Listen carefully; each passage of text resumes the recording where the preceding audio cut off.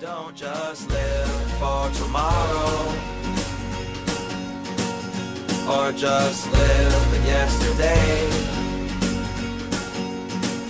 Just be glad for all you have that's in today. Hey everyone, Connie here, and welcome to my blind reaction to The Owl House, Season 2, Episode 1. Surprise! Yeah, you probably didn't expect this today because of Kipo still being today as well. Well, I decided that instead of waiting an entire another week to get to this, we're just going to get to it right away. We're just not going to waste any time, and we are going to start Owl House on the same day we finish Kipo. Because I don't want to wait. I don't want to wait. I could have just pre-recorded it and then put it up later, but why not do something different? Why not do something different? So yeah, we're getting to episode 1 today, and I think episode 2 might have been released at the same time, but I'm not 100% sure about that. But either way, we're just doing episode 1 to start off. And I don't know anything about what's to come. I didn't watch the trailers at all. I know nothing because I didn't want to be spoiled on anything. I did recently rewatch season 1 though, with Zamber's reactions, and it was fun getting to see the series again from the beginning all the way to the end. Getting to see it now as more of an active fan of the series. And yeah, it's still, the ending was still quite intense. So yeah, we have some really powerful stuff in the works here. Belos is creating presumably another door to the human world. For what reason, I don't know, but we have Ida and her sister now together, with her sister having betrayed Belos and everything. And it's just like, what's going to happen next? Where's this going to go? And how soon is it going to really get intense? Now, this season is, I think, a few episodes longer than season 1 was. And I heard that season 3 is going to be really weirdly done to where it's only a few episodes long, but they're also going to be like double length episodes each time. And I don't know if it's Disney that's doing this or if it's some other thing, but I just feel like it's a weird model to go with. But from what I hear, it's like everything's in the planning, and there is going to be like a big thing with this also. I don't know. I don't know. We'll see how it goes. But for now, we do got a regular full second season here. And again, supposedly longer than the first, because the first was 19 episodes. I think this one is like 21 or something like that. So a couple episodes longer. I don't know exactly the exact amount, but we'll see as we go. So yeah, I'm very much excited to see what we got in store with this. I definitely enjoyed season 1, again, even more so rewatching it now.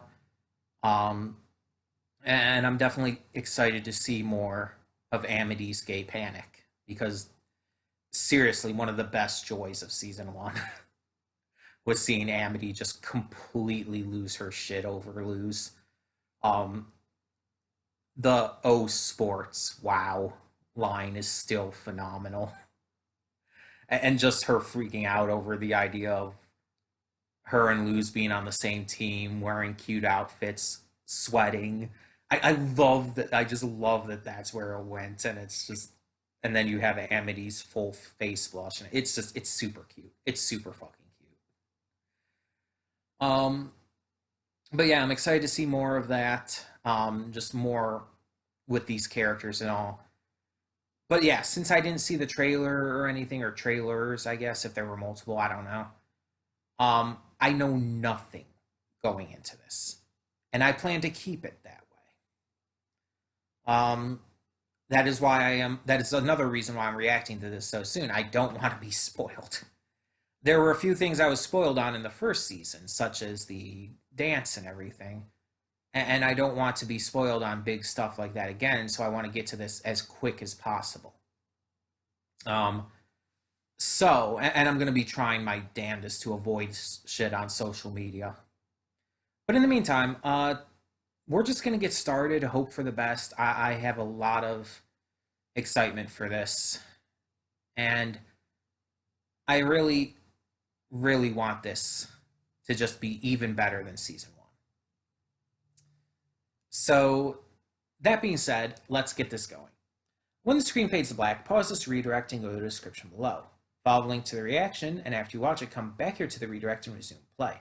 Because after it fades to black and then fades back in, everything from that point forward will be my afterthoughts and will contain spoilers to the episode. So, that being said, thank you so much for tuning in, and I will see you at the reaction. And we are back, and we'll begin with spoilers in 3, 2, 1, now. And it brightened up again. The dark clouds kind of just moved on by. Hopefully it stays that way and we don't actually have a lot of rain. Anyway, so I know Amity wasn't in this episode, so it might seem weird choosing the intro bit of Amity for my thumbnail, but goddamn, Amity's my favorite character, so give me this. At least for now. I really like the opening, and I wanted to show that in the thumbnail, so I just wanted to choose Amity because, again, favorite character, so. But this episode was a good way to bring us back into things. It reintroduced concepts and reintroduced where the series was at the moment, while also taking the appropriate paths. It makes perfect sense that they would be kind of out of work now. Without having access to the human realm to get all the junk that Ida likes to sell, they don't have the normal way to make money that they used to. So they have to do odd jobs around, and in the case of this time, it's bounty hunting. And there is a lot of fun stuff in this episode, kind of split between two separate plot points. So Luz goes out to take on a really heavy bounty against this thing called the Selkie Dora or something like that. So she goes out to join this bounty hunting ship for this huge, massive bounty on this thing, while Ida heads out to do her own thing. Lilith, meanwhile, stays behind, and in an attempt to try and make it up to her sister, Lilith decides to create a scrying potion with the, at first, unwelcome help of Hooty. So let's talk about the B plot first. Lilith and Hooty. Lilith goes out to get the ingredients for this scrying potion, which includes the honey from these flaming bees and whatnot. And without the use of her magic, she's not really having any luck because she needs certain spells to be able to do this. However, Hooty comes in offering to help, but she doesn't want his help because he's Hooty. He's weird and unnerving, and it's just like you just feel like there's something really off about him. But when she's in trouble, he does still come to her rescue and helps her get what she needs. The two actually even become sort of friends, with Lilith even giving him a cute little nickname. Now, in the first season, Hooty was definitely my least favorite aspect of the series. I think he's annoying. I think he's annoying as hell and not really that funny. There's a couple moments where he can be funny, but it's few and far between, considering. So I'm hoping he's a little better this season, but so far in this episode, it's like, outside of forming the friendship with Lilith, there's not really much different about him, so not really a huge fan still. Lilith was fine. I like the fact that Lilith is still having all this regret and all this pain for the pain that she caused her sister, and that she genuinely wants to make it up to her. So it's kind of fun seeing her just having to deal with that. Plus, it's also fun seeing her just having to deal with not being the leader of the Emperor's Coven anymore. Not being respected, being seen as a traitor. It's like it's actually kind of an interesting dynamic that she has to see things from Ida's point of view. So I really like that. But the A plot is where most of the focus is. So Luz goes on this ship to hunt this Selkie creature, and at first, the ship captain, who is secretly working with the Emperor and the Emperor's Coven and the specific Golden Guard, who Lilith doesn't even like, he has this bias against Luz, but through her hard work and using her glyphs and king to help her achieve all of these jobs on the ship to great success, he does end up starting to like her and starting to respect her. However, they end up finding the Selkie, and Luz has to leave the ship to chase it. And she does so, and she chases this like ghostly figure that has stolen the money as well, who ends up being Ida, because Ida's become a pirate now, I guess, stealing from other pirates, sort of. I don't know. It's hitting all kinds of like Pirates of the Caribbean in here, where it's like you're not sure who's actually good or bad at times. You're not sure how to exactly see that. But yeah, it's interesting nonetheless. But Ida reveals that she didn't want Luz going after this creature in the first place because it's a innocent, peaceful creature that's being tormented by these people. But the Golden Guard comes, having kidnapped King, and yeah, things are not looking up. He kind of forces them to have to go take on the Selkie, but they come up with a plan, which is really clever. And it's really cute seeing Ida learn how to use the glyphs and everything. That I like that. They save the Selkie's life and get the Golden Guard to leave. So a few things on this episode. The Golden Guard, let's talk about him.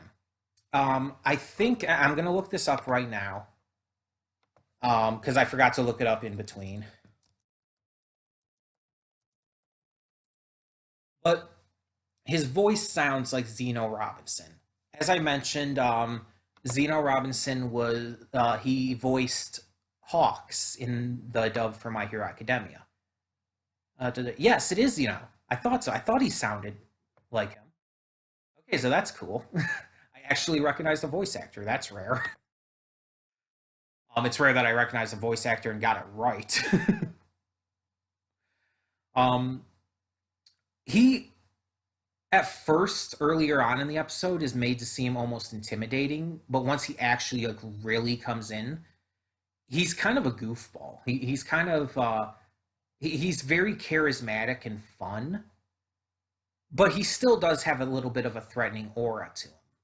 He's not like this just straight up like terrifying person like the Emperor is, but at the same time he is still a threat.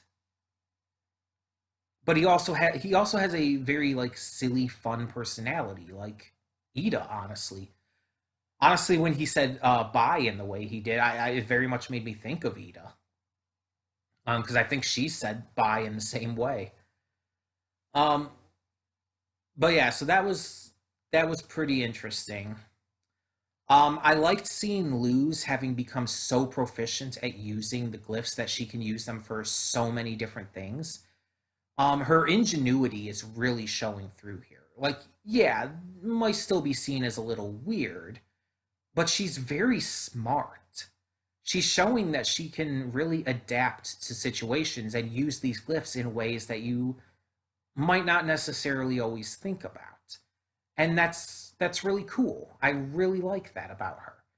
Um, and I really want to kind of talk about Luz here for a moment in that regard. Luz is what I feel would be considered a weird character done right. You see all the time in cartoons, in, well, less so in anime, but sometimes in anime, depends on the series. But there, a lot of times there will be that weird character who's just kind of really goofy, really out there, LOL, so random, kind of thing. And a lot of the times, the character is just really generic and really just weird for the sake of weird. And they take it so far that it feels forced. Honestly, looking back on certain clips and everything from the series, I would say that's definitely a flaw that I see in Amphibia. Anne, I think her name is, the main character, is another one of those weirdo characters, but she's weird for the sake of weird. It feels like they're trying way too hard to make her just utterly LOL so random weird. Luz never feels like that. Even in the first episode of season 1, where she was shown to be doing all this crazy stuff at her school and everything, it never felt like an LOL so random thing. It more felt like she was just experimenting with the ideas in her head. Like she had all of this going on in her head, all of these ideas, all of these thoughts, all of these imaginative concepts, and she wanted to experiment them with them in reality. So by doing so in this way, it allowed her to express herself and be herself and allow what is truly inside her mind to be let out. But we also see a lot of more depths to her character. Like, even in this episode here, with her guilt over what she feels she did to Ida and everything, we see that she does think. We see throughout the entire first season and stuff that she does think things through. She's a little headstrong, yeah. She'll jump into things sometimes, sure. But she's not like just this LOL so random character. She very much has more to her, a lot more depth, a lot more interest, a lot more just character in general. And I like that about her. She feels much more developed and much more complete than a character like, again, I think her name is Anne, feels. She feels like just a walking gag, a walking joke, while Luz feels like a full character. And maybe that's just me. And again, if you like Amphibia, there's nothing wrong with that. And I encourage you to continue to explore that and to enjoy what you enjoy. Just because I don't doesn't mean you need to listen to me. But yeah. I really like what they do with Luz's character in this series. And so far, based on this first episode, season 2 seems to be going in a similar way. And I really like that. In fact, I feel like they could easily take it even further and make Luz even better than ever in this season. But at the end of the episode, we do get to see Emperor Belos. We get to see him briefly putting on his mask. You don't get to see his face or anything, but it's teasing that. It's teasing the idea of what he looks like under the mask, and that's curious. That's really curious. So I wonder what the big reveal with that's going to end up being. But we see him putting a piece into the door, getting closer to presumably invading the human world. So that's going to be fun. That's probably where this season's going to end off, I presume. But yeah, I'm very, very excited to see what more we got in store for us this season. And yeah, I really hope that it's even better in pretty much every way. And as I mentioned in the pre-thoughts, now looking at this as an actual fan of the series, it's going to be a much more fun ride and a much more consistent ride, I feel, than season 1 was. Because remember, I did drop this series at one point. And then it was brought back thanks to Smurf. So thank you for the donation reward choice there. Because I probably wouldn't have ended up getting to this on my own time otherwise. Just knowing me and how I procrastinate with everything. But yeah, so we'll probably just continue to do one episode a week, I guess. So thank you all so much for tuning in. Tell me in the comments below what you thought of this episode, season 2, episode 1 of The Owl House. And for now, I'm Connie and I'm signing off. So see y'all next time.